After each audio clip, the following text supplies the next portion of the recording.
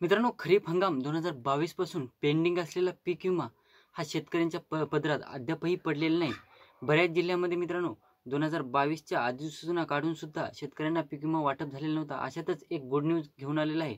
आज आपण ज्या जिल्ह्याविषयी माहिती घेणार आहोत त्या जिल्ह्यामध्ये 2022चा पीक विमा वाटपाचा जे मार्ग आहे तो मोकळा झालेला आहे. तर तो जिल्हा कोणता आहे आणि जिल्ह्यातील कोणत्या शेतकऱ्यांना कधीपर्यंत हा पीक विमा वाटप होणार आहे त्या संबंधी महत्त्वाची आणि क्लिअर माहिती आपण या व्हिडिओमध्ये बघणार आहोत. तत्पूर्वी जर चॅनलवर नवीन असाल तर चॅनलला सबस्क्राईब करा आणि समोरील बेल आयकॉन बटन दाबायला विसरा.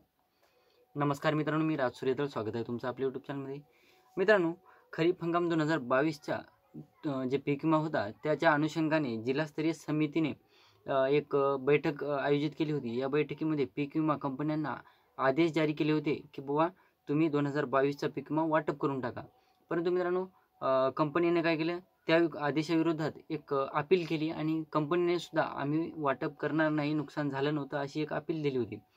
याच्यामध्ये मित्रांनो, खरीप हंगामात पीक विमा भरलेल्या शेतकऱ्यांना आता कसं झालेलं आहे, जे पीक विमा भरले होते त्या शेतकऱ्यांना आता दिलासा मिळालेला आहे. काय झालेलं आहे, कंपनीने केलेले अपील हे राज्यस्तरीय तक्रार निवारण समितीने फेटाळून टाकलेली आहे. अतिशय आनंदाची गोष्ट मित्रांनो. मी आताच सांगितलं की बाबा पीक विमा वाटपाचे जे आदेश आहेत ते काढण्यात आलेले होते. कंपनीला आदेश देण्यात आलेले होते की बाबा तुम्ही वाटप करून टाका. पण कंपनीने ते नुकसान झालंच नाही असं ग्राह्य धरून ते आदेश एक अपील केली आणि हे नुकसान झालं नाही, असं आम्ही नुकसान वाटप करणार नाही असं सांगण्यात आलेलं होतं.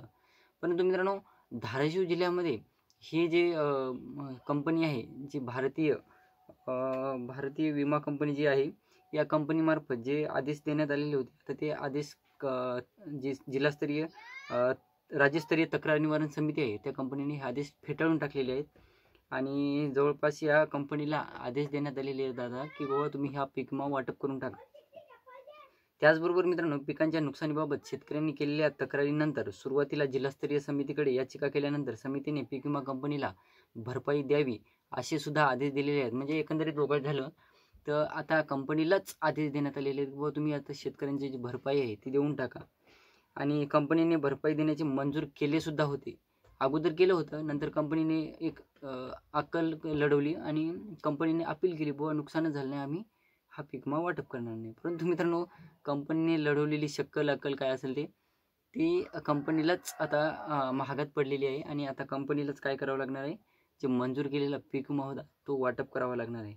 कंपनीने शेतकऱ्यांना तातडीने पंचनामे त्याचबरोबर नियमानुसार नुकसान भरपाई देण्याचे जे राज्यस्तरीय समिती होती, तक्रार निवारण समिती, तर कंपनीने हे वाटप करून टाकावं असं राज्यस्तरीय तक्रार निवारण समितीने दिलेले. तर याच्यामध्ये जवळपास भारतीय कृषी विमा कंपनी ही कंपनी धाराशिव जिल्ह्यात पीक विमासाठी आहे. तर या कंपनीला आता आदेश देण्यात आलेले आहेत की तुम्ही पीक विमा वाटप करून टाका. म्हणजे एकंदरीत बघायचं झालं तर पीक विमा 2022चा जो पीक विमा उर्वरित होता शेतकऱ्यांना मिळालेला नव्हता, तो वाटपाला आता एक मार्ग मोकळा झालेला आहे आणि शेतकऱ्यांसाठी एक मोठी दिलासादायक बातमी समोर आलेली आहे. तर अशाच प्रकारचे व्हिडिओ पाहिजे असतील तर चॅनलला सबस्क्राईब करून ठेवा आणि हा व्हिडिओ जास्तीत जास्त शेतकऱ्यांपर्यंत पोहोचवा. आणि धाराशिव जिल्ह्यातून जर तुम्ही असाल आणि तुम्हाला जरी पीक विमा मिळालेला नसेल ते सुद्धा मला कमेंट करून सांगा. व्हिडिओला लाईक करा, शेअर करा, सबस्क्राईब करा. धन्यवाद.